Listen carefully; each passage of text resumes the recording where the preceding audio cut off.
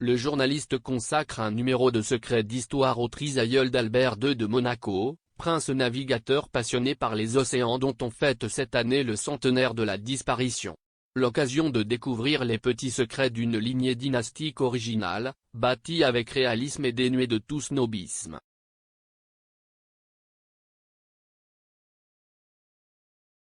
C'est devant le musée océanographique de Monaco que Stéphane Bern lance ce nouveau numéro de Secrets d'Histoire contant la vie d'Albert Ier, le prince des océans qui passa presque 30 ans de son existence à parcourir les mers, à sonder les abysses et à accompagner les plus grandes campagnes océanographiques.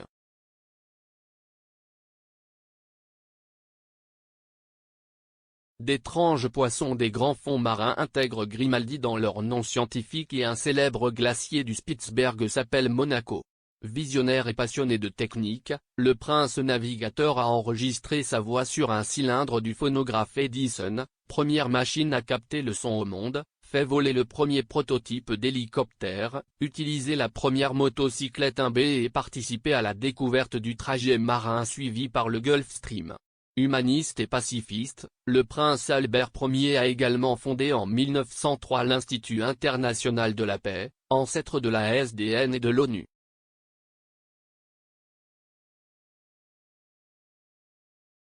Une interview exclusive du prince Albert II de Monaco.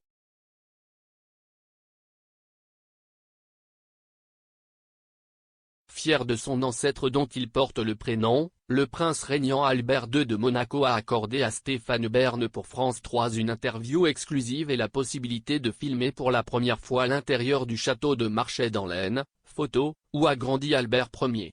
Le journaliste s'est également vu confier une mission de confiance pour financer, via la Fondation Patrimoine, la restauration du château du Haut-Buisson, Sarthe, ancienne demeure d'Alice de Monaco, la seconde épouse d'Albert Ier, qui y recevait des personnalités de son temps et notamment l'écrivain et officier de marine Pierre Loti.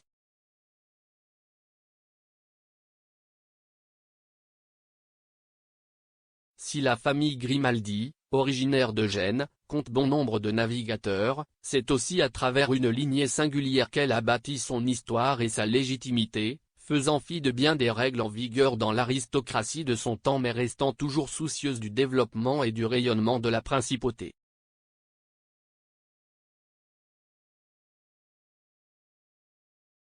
Albert Ier ne connut son fils qu'à ses 10 ans.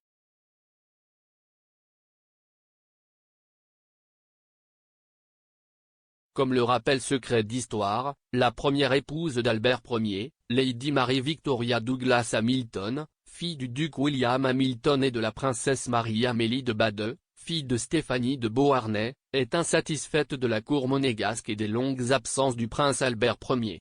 Elle repart vivre en Allemagne, où elle accouche de leur fils Louis-Honoré Charles-Antoine Grimaldi en 1870, futur prince Louis II de Monaco. Albert Ier ne fera connaissance de l'enfant que 10 ans plus tard, au moment de l'annulation de son mariage par le pape. Le prince navigateur se remarie alors avec Alice Heine, jeune veuve du duc de Richelieu, cousine du poète allemand Heine, née dans une riche famille de banquiers d'origine juive. Première princesse née aux États-Unis, Nouvelle-Orléans, bien avant la princesse Grace de Monaco, on lui doit la salle Garnier de Monte-Carlo et le rayonnement du Rocher mais sa passion pour la culture l'entraîne dans les bras d'un compositeur britannique, Isidore de Lara. Isidore Lara sera écrit à la craie sur les murs du palais. Le scandale éclate, le couple se sépare sans descendance.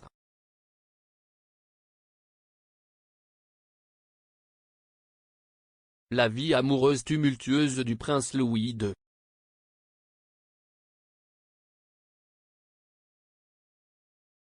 Le fils qu'Albert Ier a eu avec sa première épouse, Louis II de Monaco, est surnommé le prince soldat. En garnison à Constantine, il a une fille naturelle, Charlotte, avec Marie-Juliette Louvet, fille de blanchisseuse, qui exerçait le métier au contour flou de modèle des arts. Une telle union est impossible. Une fois monté sur le trône, le prince Louis II épouse néanmoins une comédienne, Guylaine Domanger, de 30 ans sa cadette, par qui le scandale arrive. La famille Grimaldi qui tolère tant bien que mal cette union, fera casser le testament du prince qui lui avait légué par amour un quart de sa fortune qu'elle entendait bien utiliser en tentant sa chance dans des opérettes légères, bien loin des exigences gouvernementales.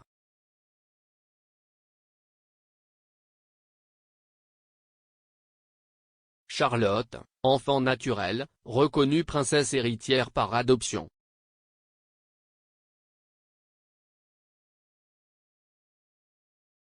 La jeune Charlotte, née des amours du prince Louis II avec Marie-Juliette Louvet, va connaître un sort tout à fait enviable et inattendu.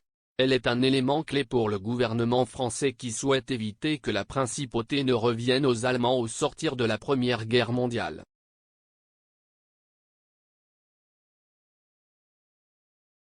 En effet, dans l'ordre de succession, le rocher reviendrait aux descendants de la princesse Florestine, sœur de Charles III père d'Albert Ier, mariée à un prince de la maison de Wurtemberg, le duc d'Urach, proche du Kaiser.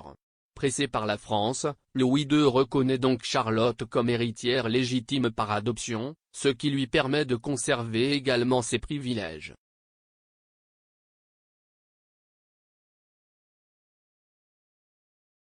Selon la tradition qui veut que l'époux de l'héritière, Pierre de Polignac, prenne nom et arme Grimaldi, la principauté passe à la branche Chalancon de Polignac.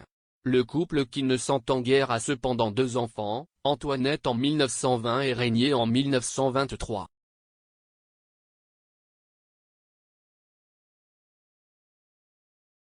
Une fois le divorce prononcé, Charlotte renonce à ses droits au trône au profit de son fils.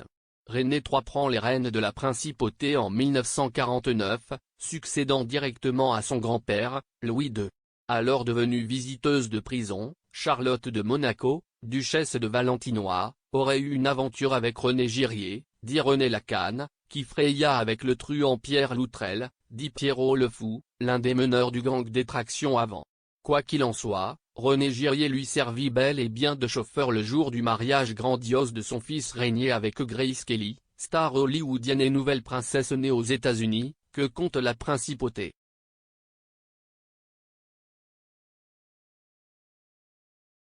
Albert II dans la lignée d'Albert Ier.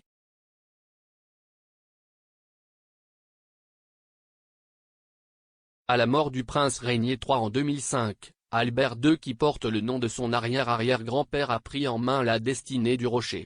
Il a lui aussi créé sa fondation consacrée à la protection de l'environnement et à la promotion du développement durable. Une manière de rendre hommage à son trisaïeul Albert Ier qui, visionnaire, avait déjà alerté sur l'importance de la préservation des océans.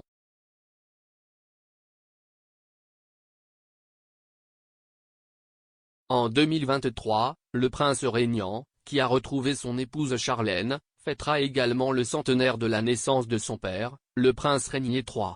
Stéphane Bern, proche des Grimaldi, devrait être le commissaire général de l'exposition qui aura lieu en son honneur. Ainsi va la vie des Grimaldi qui, malgré des amours et des mariages compliqués par de fortes personnalités, continue d'œuvrer au développement de cette ville-État indépendante de la côte méditerranéenne française, si célèbre dans le monde pour son élégant casino Belle Époque.